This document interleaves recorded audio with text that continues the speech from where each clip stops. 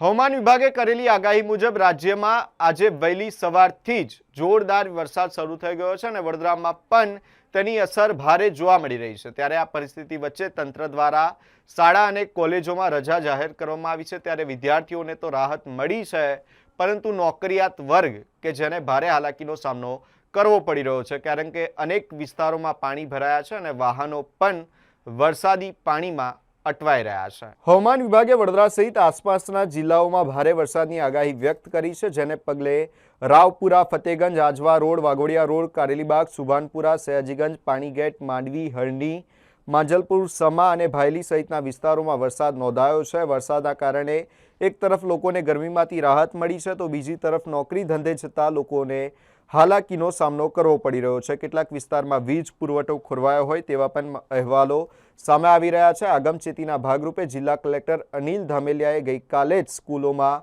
અને કોલેજોમાં રજા જાહેર કરી હતી, જેના કારણે વિદ્યાર્થીઓને રાહત મળી છે। તંત્ર દ્વારા લોકોને બિનજરૂરી બહાર ન નીકળવા અને સાવચેતી રાખવા અપીલ કરવામાં આવી છે। હાલ વરસાદનું જોર થોડું ઘટ્યું છે, પરંતુ દિવસ દરમિયાન ભારેથી અતિભારે વરસાદની શક્યતા યથાવત હોવાનું હવામાન વિભાગે જણાવ્યું છે। જો વરસાદની ગતિ યથાવત રહેશે તો શહેરના નીચાણવાળા વિસ્તારોમાં પાણી ભરાવાની સ્થિતિ સર્જાઈ શકે છે।